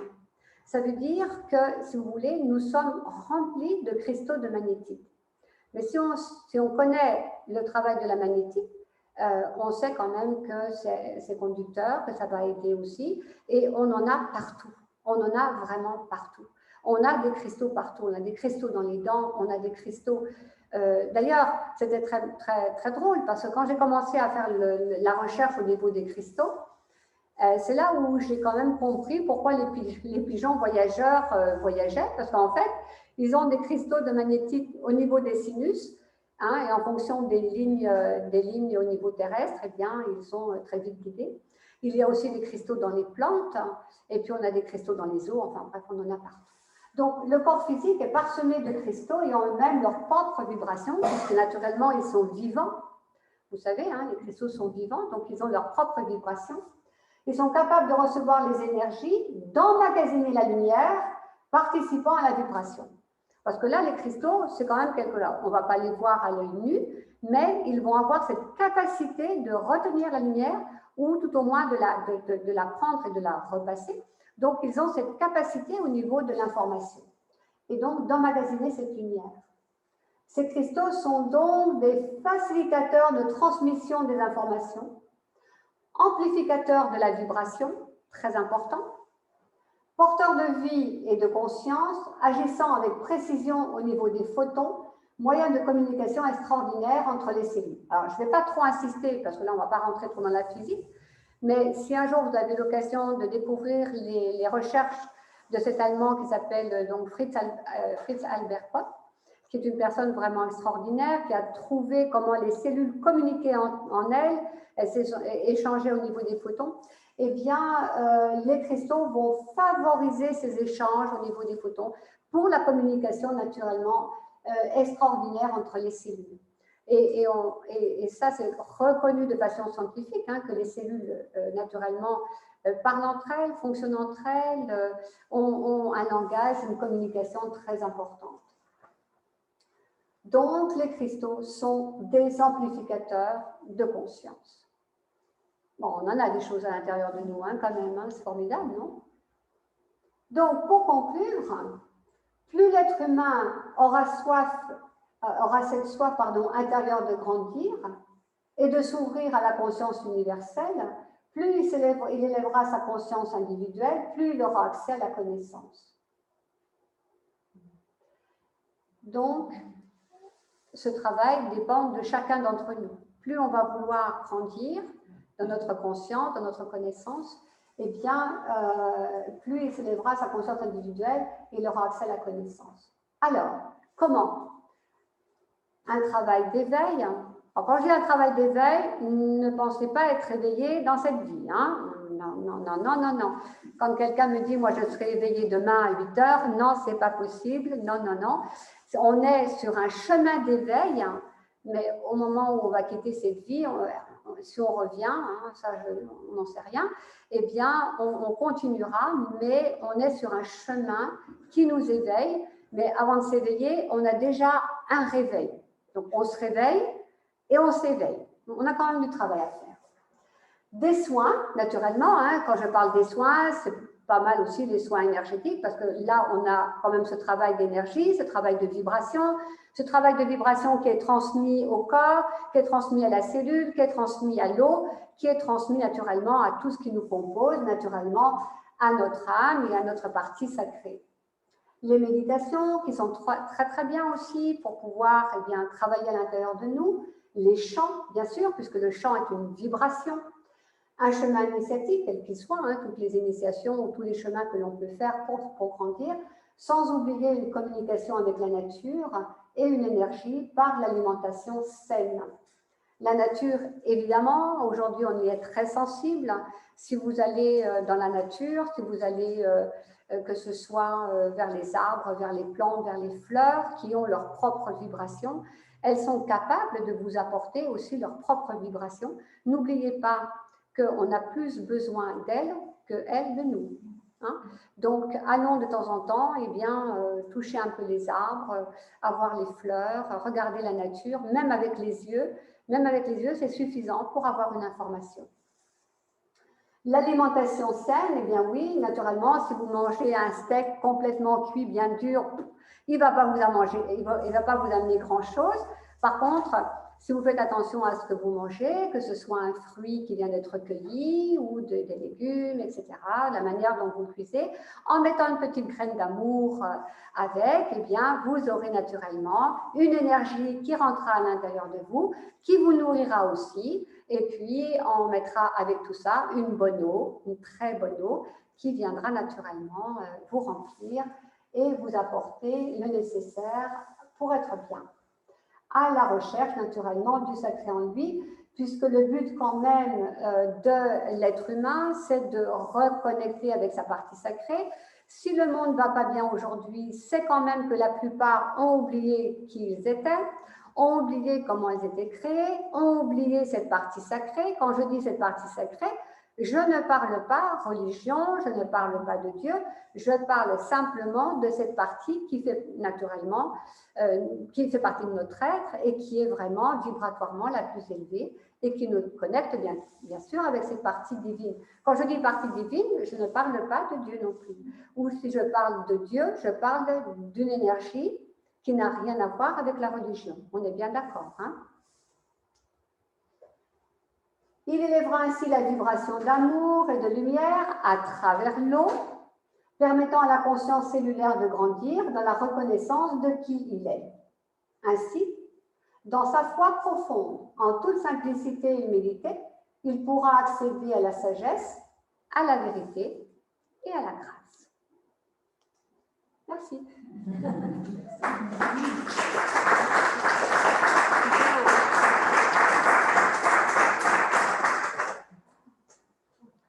Bien, mais avec tout ça, hein, vous êtes nourris maintenant. En tout cas, merci beaucoup pour votre attention et on peut dédier un petit peu de temps naturellement à des questions et je répondrai naturellement avec beaucoup de plaisir à vos questions pour vous donner les réponses, pardon. Donc, avez-vous des questions? Alors, donc, du côté Zoom, vous pouvez naturellement poser les questions, pas tous en même temps, bien sûr. Et donc, ouvrir vos micros pour les poser. Et ici, naturellement, eh bien, en direct, je vous écoute. Vous avez tout compris. Oui. Tu me dis vous maintenant. Oh, pardon. Je parlais du soin oui. acupuncture. Ah oui, du soin acupuncture, effectivement. Donc, tout à l'heure, quand il y avait l'aiguille d'acupuncture. Alors, on est d'accord qu'on parle de l'acupuncture, voilà, souvent certaines acupunctures ont des aiguilles en or, hein, des aiguilles qui vont vraiment être très... Alors, si vous voulez, l'aiguille porte déjà la vibration. Et j'allais dire qu'au moment, c'est presque, quand je parle avec certains acupuncteurs, des acupuncteurs qui ont travaillé vraiment avec des maîtres en médecine chinoise, vraiment quelque chose de très pointu, disent même que parfois, il ne serait presque pas nécessaire de piquer. Vous voyez? C'est-à-dire qu'au moment où l'aiguille va toucher la structure énergétique, va s'approcher de l'être, l'information, elle y est déjà. Parce que la vibration, elle est à la fois la vibration de l'aiguille et la vibration de l'être qui touche l'aiguille. Si c'est une personne vraiment de haute conscience et qui a vraiment son travail et qui sait ce qu'elle va faire, eh bien, parfois, certains me disent, je connais une personne qui me dit souvent, des fois, bon, je pique, mais j'aurais presque pas besoin de piquer. Voilà. Donc, c'est ça. C'est-à-dire que cette information, au moment où l'aiguille va toucher la structure énergétique, l'être qui va recevoir l'information, elle l'a déjà. Voilà. Hein? Tu vois? Merci. Autre chose? Est-ce que tout ce que tu viens de nous expliquer, du coup, ça a un lien avec le fait qu'on puisse s'hydrater régulièrement? Alors, je vais reprendre la question parce que je ne sais pas si tout le monde entend. Tu disais qu'avec tout ce que je viens de dire, est-ce qu'il y a un lien avec le fait de s'hydrater? Bon, de toute façon, oui, il faut s'hydrater. Alors, je ne vais pas vous dire que l'eau que vous buvez va aller directement dans les cellules, hein, ce n'est pas ça du tout. Par contre, la qualité de l'eau que vous buvez est importante et naturellement, vous devez naturellement vous hydrater, bien sûr, c'est très important. Oui, oui. Donc, avec de l'eau. Hein. Moins l'eau sera minéralisée, mieux c'est. Quelle est la meilleure, enfin je ne vais pas faire de la pub, hein, bien sûr, mais quelles sont les eaux ou l'eau qui, à votre connaissance, est la meilleure? Voilà, la Morocco par exemple. Hein? Voilà, c'est ça aussi, la rose de la reine aussi, absolument. Mais c'est très important puisque nous sommes quand même, quand je vous dis que nous sommes à 70-80% d'eau, c'est aussi quelque chose qui est très important de s'hydrater, bien sûr. L'eau est très importante dans le corps. Tout à fait. D'autres questions? Et le plastique, la question c'est ça. Après, le problème, naturellement, il faudrait que chacun ait son petit matériel dans son robinet pour que l'eau, il y ait son petit vortex et que l'eau soit bien. Malheureusement, c'est à moins d'avoir une source à côté de sa maison ou d'avoir sa fontaine personnelle ou de vivre dans la montagne et à côté d'un petit ruisseau tout beau. Parfois, on est bien obligé de boire cette eau, mais j'allais dire aussi que si votre propre vibration est bien, eh bien, vous avez cette capacité aussi, quand vous buvez l'eau, de la transformer. Non? Donc, après, si on commence à regarder, je ne sais pas s'il existe de l'eau en bouteille en verre, je ne suis pas sûre. Si? Il y en existe peut-être un petit peu, oui, un petit peu. Voilà, je ne sais pas. Mais bon, après, on tourne en rond. Hein. Après, il y en a qui vont dire on ne met pas les bouteilles par terre parce que voilà, ce n'est pas une bonne vibration. Bon, voilà, mais déjà buvons. Et puis ensuite, essayons de choisir la bonne eau. Évitons de boire l'eau du robinet parce que bon, là, c'est quand même pas le top. Et puis après, on fait le mieux qu'on peut en fonction de là où on vit, dans les conditions que l'on vit. Et si un jour on va en vacances dans un lieu où il y a une source ou une fontaine, ou voilà, eh bien, on va profiter de cette eau-là. Hein. Oui, aussi, bien sûr, hein, tout à fait, bien sûr. Après, bon, voilà, on ajoute autre chose, mais de l'eau, on en trouve partout, bien sûr. D'autres questions? Quand tu parlais que les pensées pouvaient aller directement vers les personnes sans distance. Oui. Oui, ça c'est important. C'est un petit peu, enfin c'est pas en dehors de ça, mais quoique non, j'en ai parlé tout au début. Mais c'est vraiment très important de faire attention comment vous pensez et à quelles sont les informations que vous envoyez, parce que même sans le faire exprès, on peut envoyer une intention qui n'est pas forcément favorable. Si on est en colère contre quelqu'un, c'est sûr que la personne elle va recevoir ses pensées de colère. Hein. C'est pour ça que généralement, comme en ce moment par exemple, il y a ces états de guerre, et tout il n'y a pas seulement que la guerre, il y a plein de choses dans le monde entier qui se passent, qui ne sont pas toujours réjouissantes. Si on va émettre une pensée de colère ou une pensée de haine ou une rage ou envers quelqu'un, envers un peuple, etc., à 100%, la personne ou le groupe de personnes ou le peuple l'aura reçu. Alors certes, il vous revient multiplié parce que généralement, il y a toujours un effet boomerang, mais malgré tout, cette colère va être amplifiée. Ça veut dire qu'au lieu d'atténuer quelque chose, on va le faire grandir. Et dans l'inverse, si même par exemple il y a quelque chose qui a un état de guerre ou il y a quelque chose qui se passe dans le monde qui vous révolte, on va le transmuter en lumière, on va envoyer des pensées d'amour, on va envoyer une pensée de calme, de réconfort ou faire les prières. Et là, on va faire descendre l'information. Et c'est malheureusement là où c'est le plus compliqué parce que tout le monde n'a pas cette information. Mais sachez quand même qu'au moment, j'allais dire même, avant que vous ayez conscience que vous avez émis la pensée, elle est déjà partie.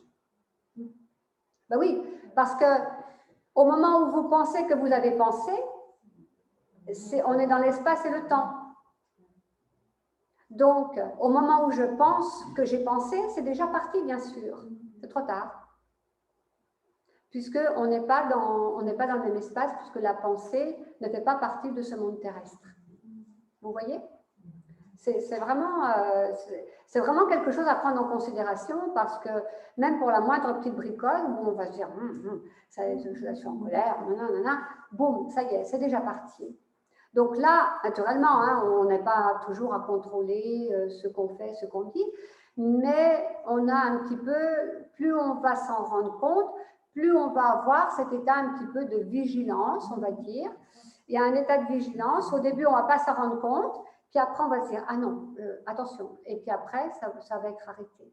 Mais on a toujours cet état de vigilance qui fait que, eh bien, on contrôle. Hein, c'est comme quand on veut aller manger quelque chose. On se dit, non, si, quand même.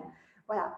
Eh bien, on va contrôler. On appelle ça un état de vigilance qui fait qu'à un moment donné, si au départ, il est grand comme ça, eh bien, il va se réduire. Et puis après, eh bien, ça va être posé. Et on fera attention à ce qu'on dit, à ce qu'on pense, et à comment on agit et nos actions pour les autres et pour le monde aussi. Aujourd'hui, c'est très important pour le monde. Aujourd'hui, c'est très important. Pareil, quand vous parlez de prière, vous parlez de religion non plus, non. Dans mon travail, alors, ça peut faire partie des pensées, mais je vais quand même répondre à ta question dans la mesure où tout mon travail et mes enseignements sont hors connotation religieuse. Ici, il y a... Comment? Mais ce sont les mêmes mots, mais c'est la religion qui se les a appropriés. Donc, si vous voulez, la prière, si on prend la prière, ça, vous pouvez faire votre propre prière. Ce n'est pas forcément une prière religieuse. Une prière, c'est faire partir une intention du plus profond de votre être vers l'extérieur. Si vous demandez « Oh là là, que le ciel m'envoie je ne sais pas quoi », ou là, vous pouvez attendre longtemps, ça ne viendra jamais. Parce que l'information ne vient jamais du dessus vers le bas. Par contre, elle va toujours de l'intérieur vers l'extérieur. On l'a vu tout à l'heure, hein? Ça part de l'intérieur vers l'extérieur. Donc, tu peux l'appeler une pensée. Si par exemple, je sais que telle personne, elle est malade. Je peux me dire, voilà, je vais avoir des pensées pour cette personne et je vais voilà, avoir vraiment cette image ou ce réconfort ou cet amour que je vais lui envoyer par la pensée, la visualiser, etc. Tu peux l'appeler prière, ça aussi. Mais c'est ta propre prière, il n'y a rien de religieux là-dedans. Mais quand on va parler prière, on va avoir plus cette notion de quelque chose qui est au plus profond de nous. Et après, il peut y avoir des prières qui sont tout aussi bien dans la religion, hein, ça je ne dénigre pas du tout. Mais quand, par exemple, à la fin, vous savez, c'est souvent dans les soins ménagers de groupe à distance, je dis toujours, eh bien, vous pouvez envoyer vos pensées, vos prières à ceux qui souffrent, aux personnes qui en ont besoin, pour ceux qui sont dans la guerre, dans la souffrance, etc. c'est vraiment vos pensées à vous, du plus profond de vous, vers les autres. Mais ça part du plus profond de vous. Hein? Ce n'est pas des choses qu'on va répéter. Après, on peut répéter des prières qui sont toutes faites, ce n'est pas un problème non plus. Mais celle que je voulais dire, c'était vraiment celle que l'on émet nous-mêmes, à l'intérieur de nous, vers l'extérieur. Tu vois? J'ai répondu à ta question? Autre chose? Et là-bas, vous êtes muet? Eh bien, ils ne veulent pas parler. Il y a aussi le mot foi. Alors, le mot foi. Moi, je veux bien rappeler. Le mot foi. Là, je suis passée vite sur le mot foi. Hein. Tu veux que je le remette? Tiens. Très bien. Oui, oui. Là, tu gagnes des points. Hein. Le mot foi. Et oui, le mot foi, il a une majuscule. Oui, j'aime beaucoup mettre les majuscules dans les mots que je vais juger sacrés pour moi. Ça veut dire, vous savez, dans mon dernier livre, je parle de la foi personnelle. Ce qui est important pour moi, c'est qu'une personne, elle ait sa propre conscience, sa propre connaissance et sa foi personnelle. Ça veut dire que, quel que soit ce qu'elle va croire, ou en quoi elle va croire, que ce soit son propre Dieu, plusieurs dieux, ou pas Dieu du tout, ou elle croit en la lune, elle croit au soleil, ou elle croit n'importe quoi, enfin j'en sais rien, elle va avoir sa propre foi. Ce qui fait la différence aussi, c'est que tout le monde, enfin, on va partir dans l'autre sens, c'est-à-dire que tout le monde pourrait adorer le même Dieu, par exemple, mais n'aurait pas la même foi. Ça, c'est la partie religion. C'est-à-dire que personne ne pourra jamais avoir la même notion d'un Dieu parce que chacun a sa propre notion personnelle. De même, dans un espace qui n'est pas du tout religieux, vous avez, et moi je vous encourage vraiment à avoir votre propre foi personnelle, c'est-à-dire celle qui vous permet d'être en vie sur la terre, dans votre conscience à vous, et qui vous permet de vivre bien.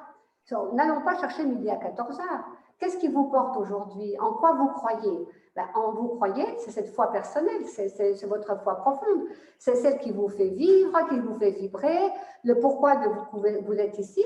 On n'est pas tous obligés de croire en la même chose, on n'est pas tous obligés de prier la même chose, on n'est pas tous obligés d'avoir les mêmes convictions dans cette vie. Ce qui est important, c'est que vous, à l'intérieur de vous, vous ayez vos propres convictions personnelles et votre propre foi personnelle pour vous permettre de vivre ce que vous avez à vivre.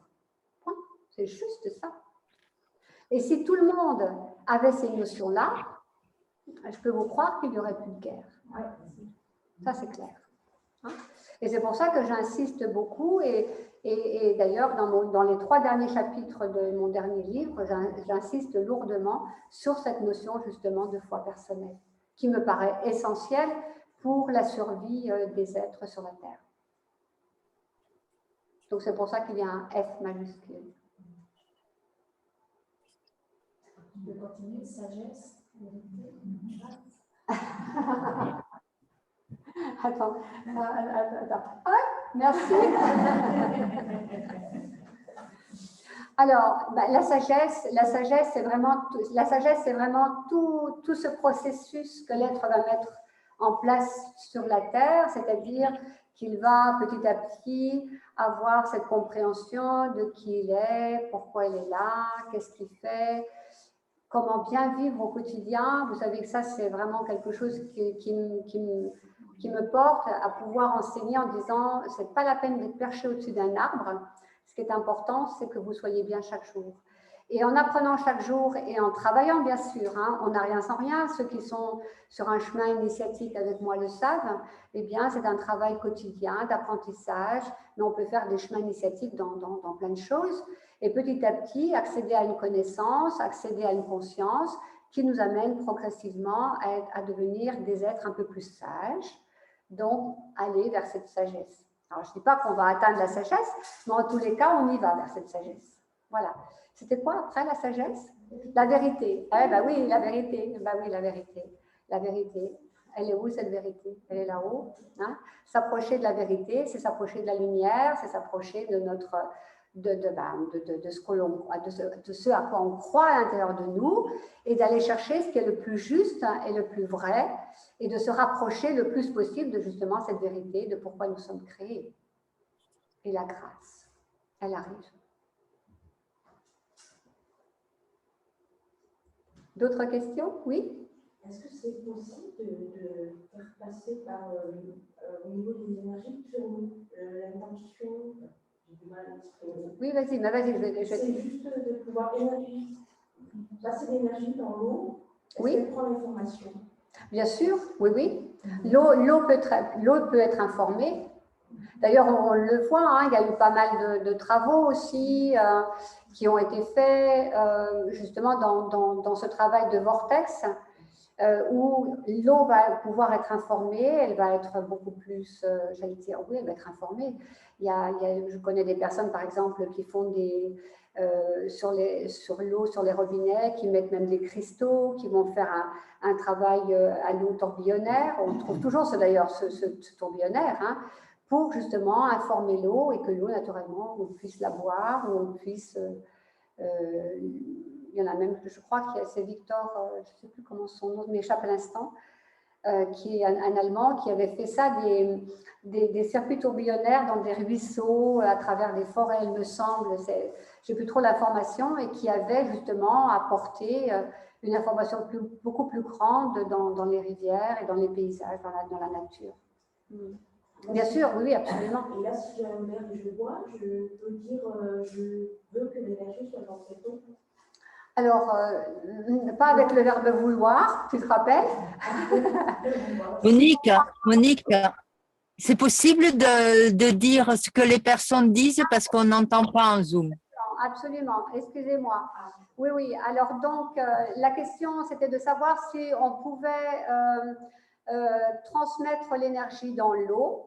Donc, c'est pour ça que je parlais justement des personnes qui avaient travaillé au niveau des robinets, au niveau de l'eau, au niveau des ruisseaux, de donner un mouvement tourbillonnaire dans l'eau pour apporter un plus. Et puis, l'autre question qui venait derrière, c'était par exemple, si j'ai un verre, eh bien, est-ce que je peux dire à cette eau, je veux que l'eau soit, alors, plus énergie. Alors, ça ne sera peut-être pas si facile que ça quand même, hein, il va falloir peut-être faire différentes choses. Et là-dessus, j'allais rebondir en disant qu'on ne peut pas dire « je veux » parce que le verbe « vouloir » n'est pas reconnu par l'univers. C'est une injonction. Donc, l'univers, il dit « non, non, non, non, tu peux attendre encore longtemps ». Donc, on va dire ben, « j'aimerais » ou « j'aime » ou « je désire » ou « je souhaite » ou tout ce que l'on veut, mais pas le verbe « vouloir ». Après, on ne va pas pouvoir avoir un verre, bon, sauf si on a travaillé d'une autre façon, je ne vais pas rentrer dans ce domaine-là, mais si on n'a pas une connaissance pour amener cette vibration dans l'eau, ça va être un petit peu plus compliqué. On peut essayer de le faire par l'intention, pourquoi pas, mais après, il y a d'autres techniques et d'autres informations qu'on peut mettre dans l'eau, effectivement, pour qu'elle soit informée. Ça peut exister, tout à fait. Les soins énergétiques, quand on reçoit un soin énergétique, ça vient travailler sur les vibrations de l'eau. Alors la question c'est, est-ce que quand on reçoit un soin énergétique, ça vient travailler sur les vibrations de l'eau? Alors, un soin énergétique, si on prend les soins Amena par exemple, je vais parler des soins Amena ou les soins Reiki, il est certain que de toute façon, l'information, c'est exactement ce que j'expliquais là, c'est-à-dire que l'information que je reçois, par exemple, est transmise à l'intérieur de la personne dans sa partie la plus subtile, là où naturellement, à l'intérieur de chaque cellule, et va travailler. Alors, c'est beaucoup plus subtil que ça, mais en tous les cas, l'eau qui est présente dans le corps, effectivement, reçoit cette énergie. Après, le travail qui va se faire va être quand même beaucoup plus subtil, ce n'est pas juste ça, mais en tous les cas, l'information, elle y est. Oui, ça c'est sûr. L'information, elle y est. C'est pour ça que parfois, vous rappelez-vous, certaines personnes qui reçoivent des soins, eh bien, vont avoir une accélération au niveau cardiaque, ou vont sentir une vibration, ou on sent des tout le long du corps ou des vibrations, c'est cette énergie hein, qui se remet en mouvement. Évidemment, quand on a compris qu'il y avait 70 voire plus d'eau à l'intérieur du corps, naturellement, ces informations sont transmises par l'eau, bien sûr. Alors, dans quelque chose de plus subtil, mais on va généraliser, on va dire ça. Et on peut choisir, enfin, je sais pas si c'est un mot, mais de pas tout recevoir. Alors, je vais déjà donner la première information, mais je vais revenir vers toi.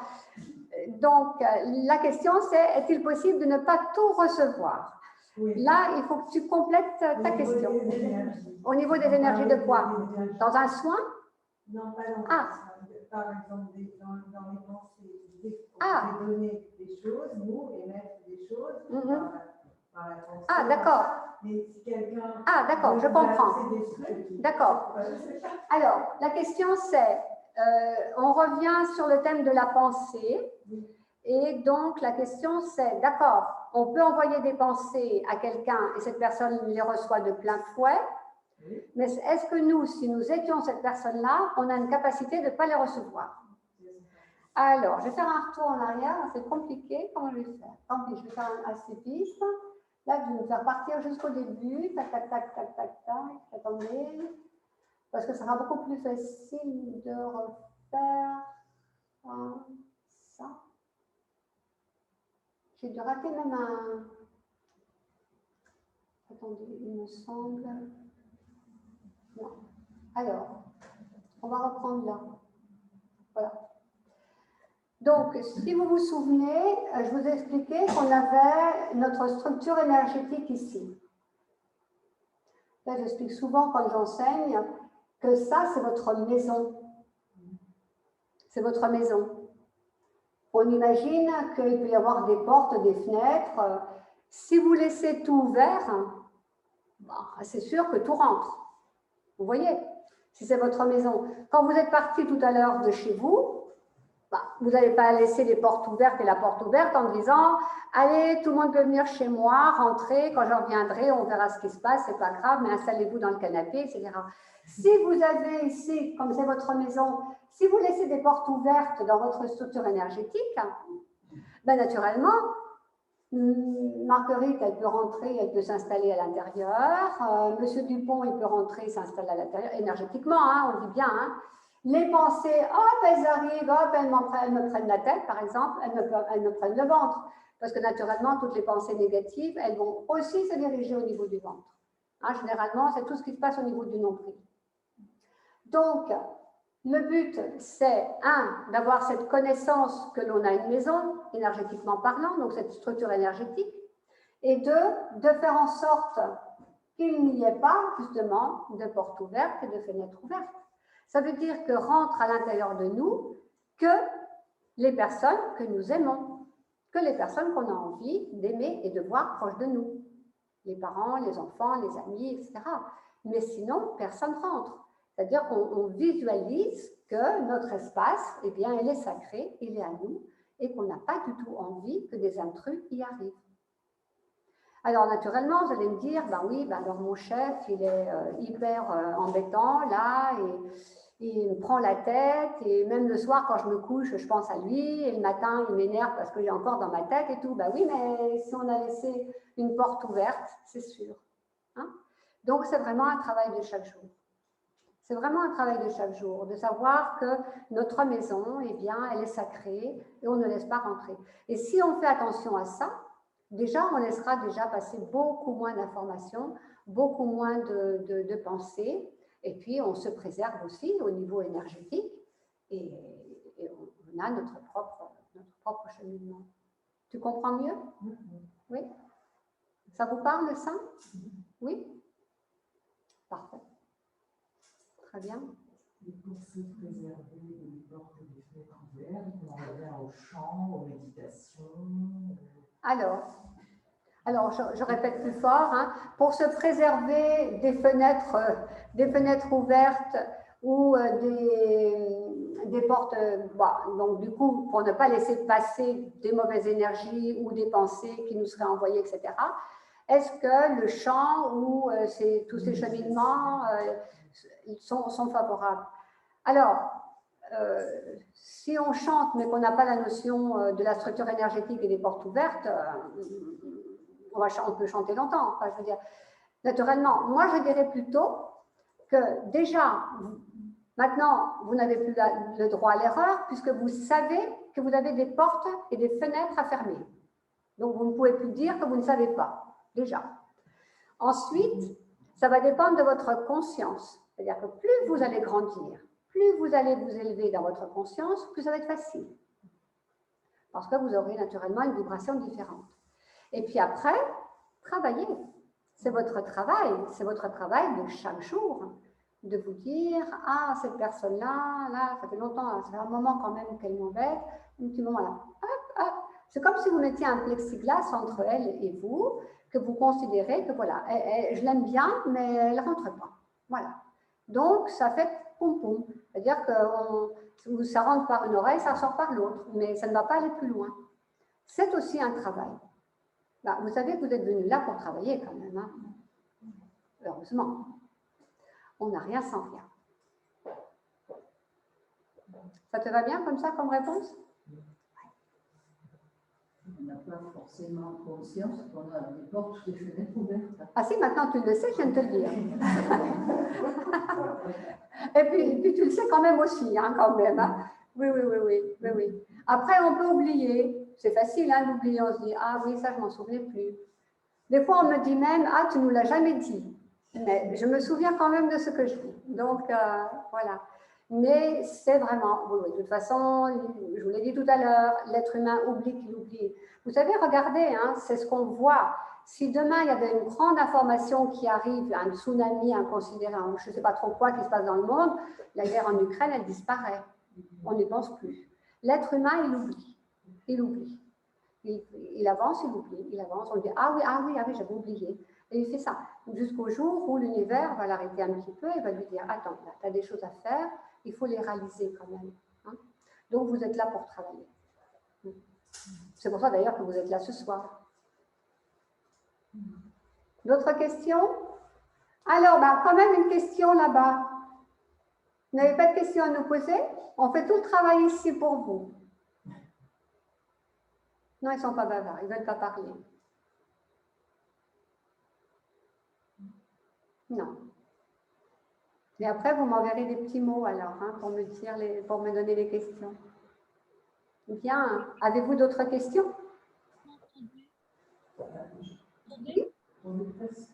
Ah, vas-y. On a beaucoup de travail à faire. Déjà, en ce qui me concerne, je ne dois pas voir toutes les idées qui circulent sur la vieillesse, parce que ça concerne que le corps physique. Or, on n'est pas que le corps physique. Donc, déjà, je ne dois pas voir tout, concernant ou inconsciemment. Attends, je te fais un petit truc là, parce que sinon, je ne vais pas me rappeler de tout. Donc, je me rappelle déjà depuis le début. Donc, en fait, tu dis qu'il faut faire, tu te rends compte qu'on a beaucoup de travail à faire et qu'il ne faut pas tout prendre ce qui est dit, parce qu'on a un corps physique, par exemple, sur la vieillesse, tu dis qu'il ne faut pas tout prendre des informations sur la vieillesse, c'est ça? Même à propos des infos, oui, à propos des infos aussi, tout à fait. Et à propos, déjà assez sensible sur la question des ondes et de la mémoire, de la perte de la mémoire. La question des ondes, effectivement, la question des ondes et de la perte de la mémoire par rapport aux ondes. Alors là, par exemple, est-ce que le travail, c'est de dire, bon, ça y est, maintenant, ras-le-bol, je décide que je vais très bien, et les ondes, elles s'occupent de leurs problèmes, moi, je m'occupe de ma santé. Alors, attends, stop. Est-ce que l'on peut dire qu'à un certain moment, on dise stop, je ne m'occupe plus des ondes, je me dis que je vais bien, et les ondes, elles font ce qu'elles veulent. La suite? Est-ce que ça marche? Est-ce que ça marche? Est-ce que ça marche? Il y a beaucoup de réponses là à l'intérieur, hein, ça fait appel à beaucoup de choses. Alors, ce qu'il faut savoir, au niveau des ondes, on ne va pas dire quand même que bon, les ondes, il y a un impact. Vous savez, quand je vous disais tout à l'heure qu'il y a des cristaux à l'intérieur du corps, si jamais il y a des cristaux à l'intérieur des cellules, si par exemple, il n'y a pas des cristaux dans toutes les cellules, mais si certaines cellules ont des cristaux, et notamment au niveau du cerveau, des oreilles, etc. Hein, enfin, voilà, je parle plus du cerveau que je parlais de la mémoire. Il faut savoir que si par exemple on prend le téléphone à l'oreille, si les ondes vont percuter ces cellules où il y a des cristaux, les cristaux vont éclater, vont oxyder la cellule et la cellule va mourir. Ça, c'est une information qui est scientifiquement prouvée. Hein. Donc ça, il faut faire attention. Ne jamais mettre le téléphone à l'oreille. Faire attention à la manière dont on téléphone. Après, toi, tu parlais aussi peut-être de la 5G. Hein, c'est ça. Après, ben, soit il faut déménager, se dire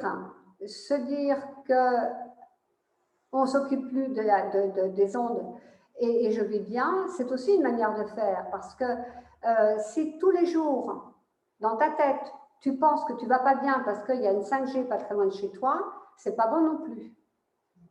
Oui, et d'autant plus que je ne sais pas où aller déménager parce que maintenant, ça devient moins bon. Alors, si tu ne sais pas où déménager, c'est encore plus difficile. Voilà, il faut aller sur une montagne où il n'y a rien du tout.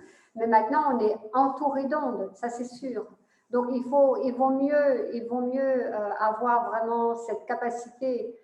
On ne peut pas ignorer ce qui se passe, bien évidemment, on ne peut pas l'ignorer, mais je peux quand même vous assurer que je pense très rarement à la 5G toute la journée. Hein. Ça ne fait pas partie de mes idées. Maintenant, si j'avais un problème de mémoire, peut-être que je me poserais la question. Peut-être que tu te poses la question aussi par rapport à ça. Mais en tous les cas, je crois qu'il faut savoir faire la part des choses, savoir accepter aussi les choses et essayer justement de retrouver cet équilibre à l'intérieur de soi pour être bien par rapport à ce que nous vivons, dans les conditions dans lesquelles nous vivons et ce que nous faisons. Parce que sinon, j'allais dire, c'est pas vivable. Hein. Et après, quand tu parlais de toutes les informations par rapport à la vieillesse, par exemple, eh bien, il y a très bonnes informations qui permettent justement d'aller dans le bon sens et de prendre justement ce qu'il faut pour se nourrir. Et puis, il y a des informations, comme tu le disais, il y en a qu'on prend et il y en a qu'on ne prend pas, comme les informations d'ailleurs. Tout à fait. Merci. Et Sidonie, tu voulais dire? C'était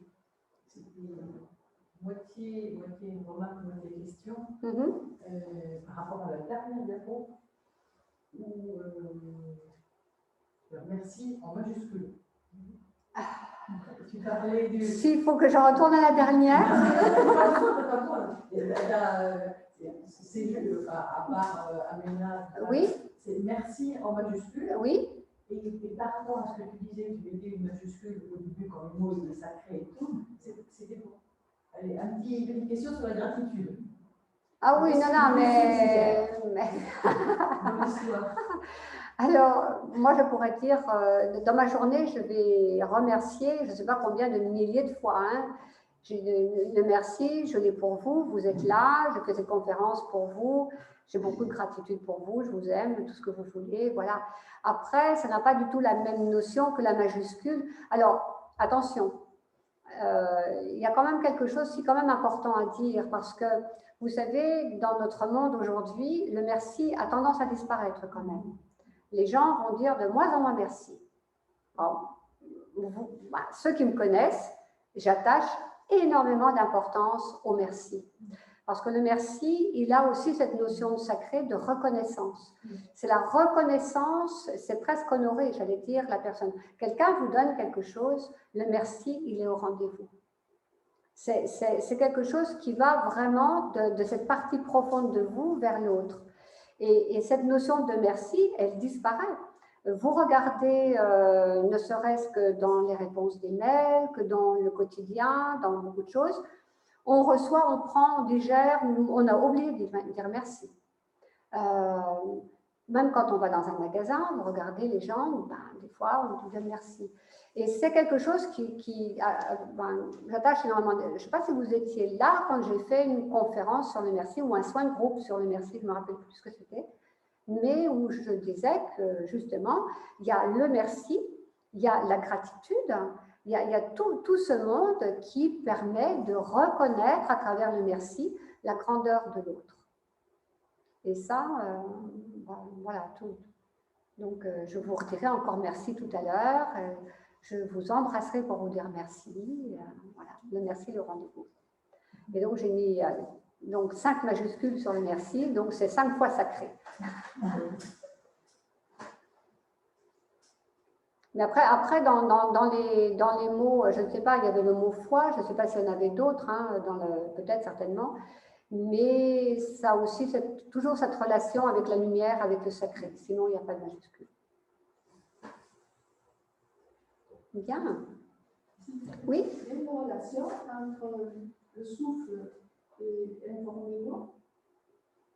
Par exemple, tenir un verre entre ses mains, inspirer, garder la respiration, ça donne l'impression que l'énergie va au bout des doigts et qu'elle se transmet à l'eau plus facilement que s'il n'y a pas de souffle particulier. Non, bah pour les personnes initiées, elles ont cette capacité. Hein, on ne va pas rentrer tout à fait dans l'information parce que tout le monde n'est pas passé par là. Mais si on a l'énergie dans les mains ou si on a cette capacité, le souffle n'est pas obligatoire. On peut travailler avec le souffle si on a appris le souffle, mais si on a l'énergie dans les mains sont suffisantes. Oui, tout à fait.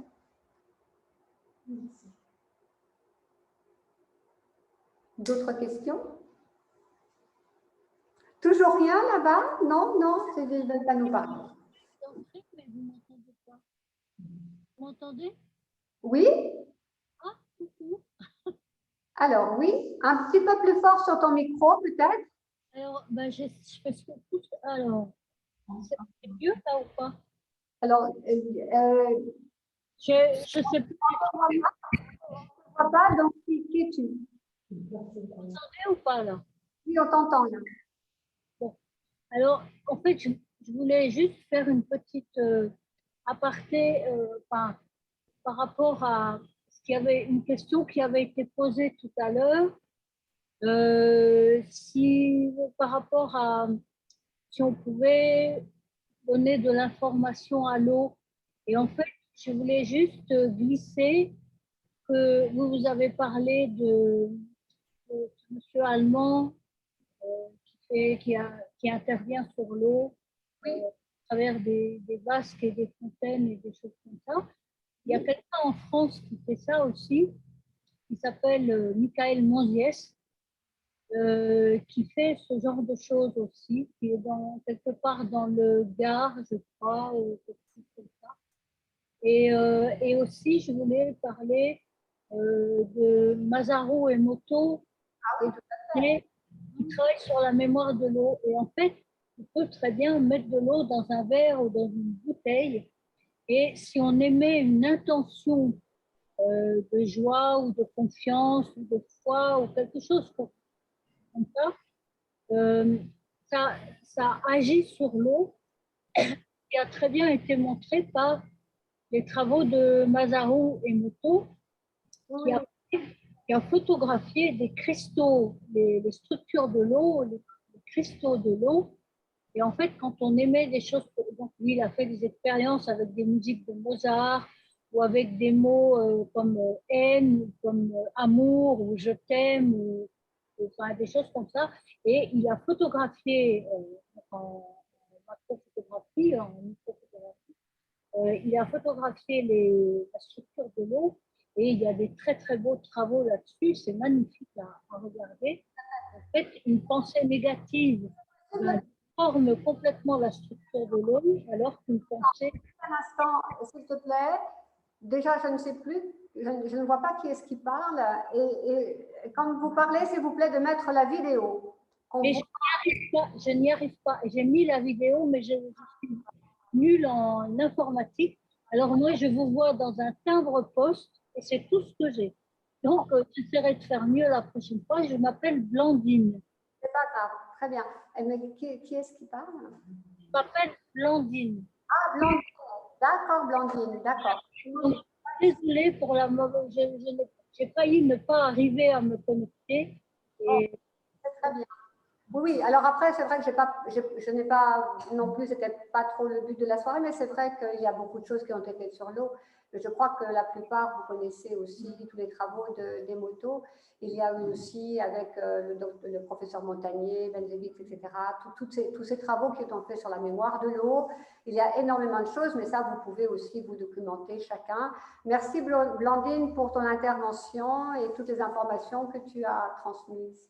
Merci surtout à vous pour cette conférence. Avez-vous d'autres questions ici ou de l'autre côté?